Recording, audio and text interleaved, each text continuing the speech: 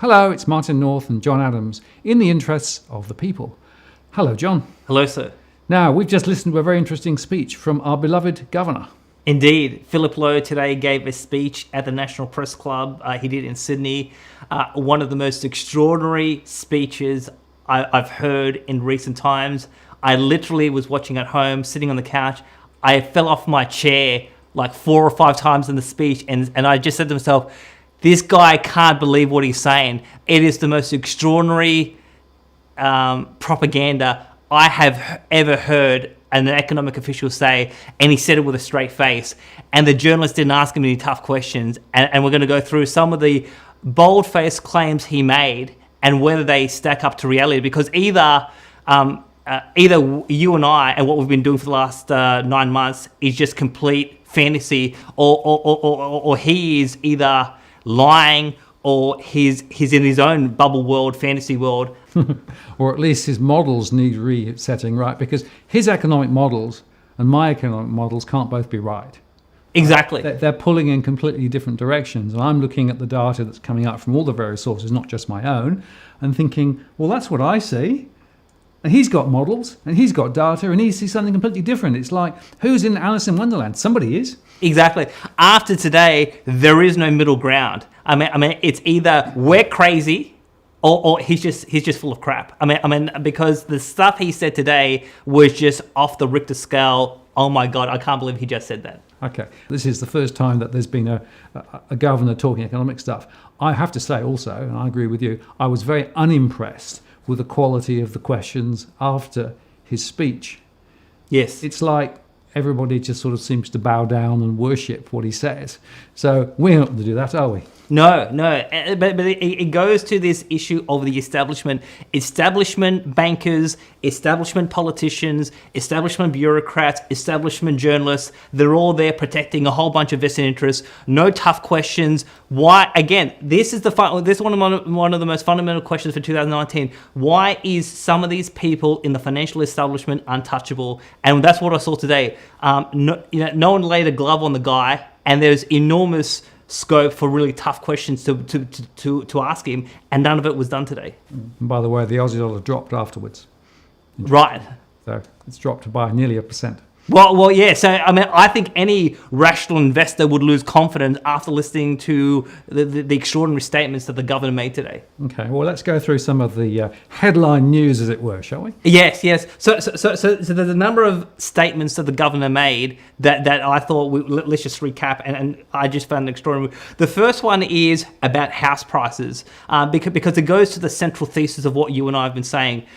We have been saying that, in a large part, the house price bubble is driven by a house debt bubble. And this has been a function of extraordinarily low interest rates. That's gone from 15% in 1990, the official cash rate, down to 1.5%. So it's gone down in one direction for 28 years. We've had very lax in terms of lending standards. We've had sort of a whole host of criminal and misconduct issues in the banks in terms of giving out mortgages, which the Royal Commission sort of picked up.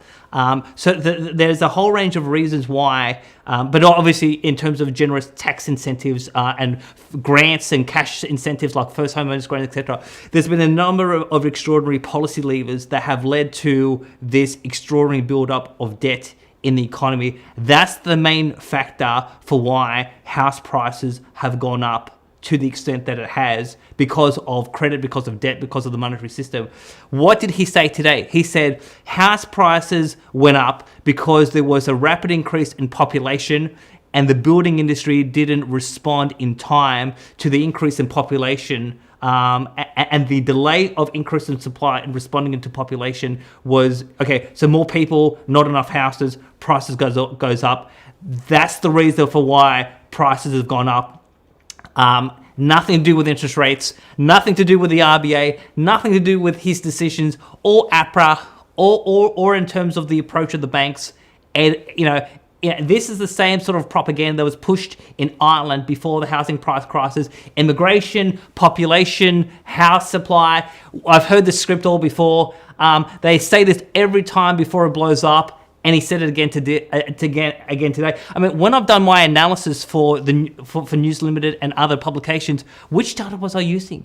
I was using his own data. I was using the ABS. I'm not like, I mean, you've got your own independent data set, but largely for me, I've been using the government's own data to show the extraordinary buildup of debt. And he basically says that doesn't exist. Extraordinary statement.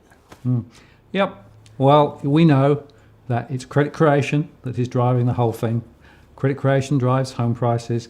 The credit impulse, in other words, the rate of change of credit growth, if it goes positive, it drives prices up. If it goes negative, it drives prices down. To isolate that and say it's not part of the problem is remarkable. Absolutely, Yep. absolutely. So that was the first thing he said. But again, just on this point for 1 second, when the Reserve Bank in 2008 cut interest rates to 3% because of the GFC, it wasn't Philip Lowe then, it was the former governor. He said this is an emergency low. Well, the most obvious question to ask the RBA governor in a public forum is, at 3%, it was an emergency low. We're half of the emergency low. This level of interest rates is not normal. It's an abnormal level. And yet today, he opened the door for interest rates to go even lower, depending on what he called about these downside risks. Well, why isn't he questioned to say, well, if an emergency low was 3%, what do you describe 1.5%, and how can you sustain, or how can you argue that this is normal policy when you look at the history of interest rates going back? You don't have to go back just 20 years. Go back 3-4 centuries. I think Alan Greenspan said that over 2 or 3 centuries, the average interest rate is around between 5 to 6 to 7% over centuries. Well, this level of interest rates is not normal, and yet no financial journalist at the press club asked him the most obvious question. And I want to understand why did they let him off? Yep, I agree. It's really, really, really weird. We are in an abnormal situation, and yet now he's signalling potentially rates will go even lower. Exactly. So in terms of the Royal Commission, so there was a couple of extraordinary statements he made. He said the central issue was the bank managers and not the regulators. So ASIC and APRA, he said, they're very good regulators according to international standards, and nothing to see here.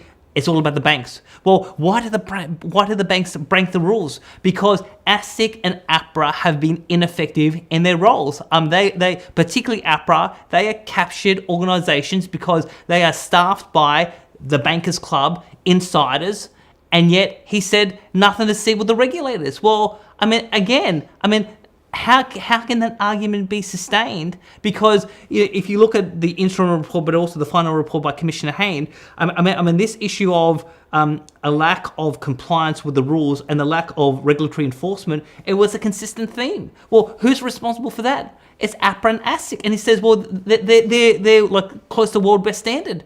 An extraordinary statement. How can that? What is this guy smoking? And remember, of course, that the Council of Financial Regulators, which is the peak body, right, that includes ASIC and APRA and RBA and Treasury, right? Who chairs that? It's the Reserve Bank. Yeah. So effectively, he's in the middle of this, which is perhaps one reason why he's saying nothing to see here, move on. Precisely. And we're going to do a video about the Royal Commission report exclusively. But yeah, he said another extraordinary statement was the recommendations by the commissioner was well balanced. We needed reform and not a revolution. Well, I thought the Royal Commission report was a complete whitewash. From a macroeconomic perspective, the Royal Commission report changes nothing in terms of the debt bubble, in terms of the further build-up of debt. It's all still going to continue the way it's been continuing, but slightly in a different form. And again, if you're really going to address these systemic structural imbalances of the economy, we did need a revolution. The report didn't deliver that, and yet he says, great report, great recommendations, even though people who are, so you and I, people could say we're in the non-mainstream. There's a whole bunch of mainstream analysts, commentators who said that the report, was a complete joke. So for him to say it was a fantastic report, again, another extraordinary statement. I just, again, nearly fell off my chair when he said that. Yeah, well, we'll cover the commission, I guess, report in more detail. But I agree with you. It failed to address the critical issues that needed to be addressed, and in fact, fiddled around the edge at things which were important but not critical, is how I read it. Yes. So another thing so at the beginning of the speech, so again, parliamentarian tells me last year they know they stuffed it up. They're looking for plausible deniability. So how does he start off the speech? He goes, we're going to talk about the international economy. We're going to talk about downside risks. Those downside risks are building up. So he actually outlined 4 different things, John, didn't he, that effectively were driving the international situation, but they're all political. Yes. So he outlined four elements around these downside risks, and they were all political. In terms of Brexit, in terms of the US-China trade dispute, in terms of the increase of populism, increase of what he would call the decline in the support for the global liberal order, basically, criticism of Trump's nationalism. These are the factors that could cause some sort of global economic disruption. I mean, but what's the elephant in the room? Global debt is at least $85 trillion more than 2007. Global debt is in excess of $250 trillion, $250 billion. That's the central issue at play, and that didn't even come up. There are no economic factors that could be leading to any downside risks. This is just fantasy economics. How can this is the elephant in the room and goes, well, it doesn't exist? Could some of these political factors cause a global meltdown? I don't think. Look, to be honest, I don't think so. It really is the debt and the sustainability of the debt.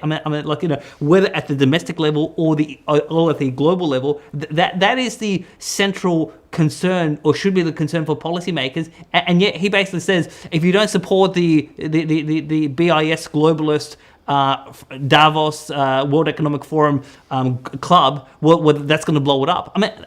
This is just nonsense. And that echoes earlier comments from the Reserve Bank that they're not sure how much debt is, too much debt. Right? Yes. It doesn't seem to me that they think that debt's a real problem at all. Yes, well, so the deputy governor in the speech in December said, well, we don't know what it means to have excessive debt. Well, again, the former deputy RBA governor in September of 2007 said at that point the level of debt in the economy was more than the 1890s and the 1920s, before 2 depressions we had in Australian history. This amount of debt is unprecedented since the arrival of the First Fleet, and yet it is as if it doesn't exist. He has suspended reality in terms of this speech. And the final point I thought I'd make is, he talked about the budget in terms of fiscal sustainability, and he said it's important to balance the budget, to get it into surplus, and to get the federal government's fiscal house in order, because we are going to need a fiscal response when something goes bad. He said, economies do have downturns. We need to have a fiscal response. Keynesianism. How big's the stimulus package going to be this time? 100 billion, 200 billion, 300 billion. I've got a kid who's 4 years old. How much debt does Philip Lowe want to settle my daughter with that she will have to handle over the next 40 or 50 years? This is a legitimate question for young people, for children who are growing up in this country. You've got a governor who's saying, I'm going to drown you in debt, I'm going to ruin your lives, and you're going to be, you'll have to work in effectively debt slavery for the next 60, 70 years to pay off all of this debt that I want to settle you guys with. How is that, where is the economic justice in that? Yeah, so it seems to me that if I sort of stand back, 2 points. The first point is he's not going to do anything until things get really, really bad, right? So there's no preemptive positioning. There's no recognition that actually we need to take some steps now to sort of turn off some of those debt-related issues, right? That's right. And secondly, he won't do anything until it's gone bad. and then they'll just throw money at it, either printing money or raising the debt level further. So it's just continuing the cycle further. So there's no intent or even intelligence to think differently about the problem. We're just repeating again the old recipe. Well, according to what he was saying today, is there is no problem. Yeah. I mean, you and I are just. I mean, he'd probably think we're crazy. I mean, there was someone in the audience, Peter Switzer. He talked about being trolled by Bush economists. Well, who's trolling him on Twitter? I'm one of those people. Switzer called me a Bush economist today, and I'll wear that with a badge of honor, because in the annals of economic history, we've never had a debt. I continue to say this to people who are detractors. Show me a time in world economic history when you've had a debt bubble this big that has not resulted in a catastrophic economic event. You show me that a case study, I'll keep my mouth shut. The reality is that case study does not exist, and yet he has suspended reality today, and by consequence has implied that you and I are just completely crazy and nuts. Yep. Reality is on the blink, John. Reality is on the blink. Thank you very much, Martin North, John Adams, for the interests of the people.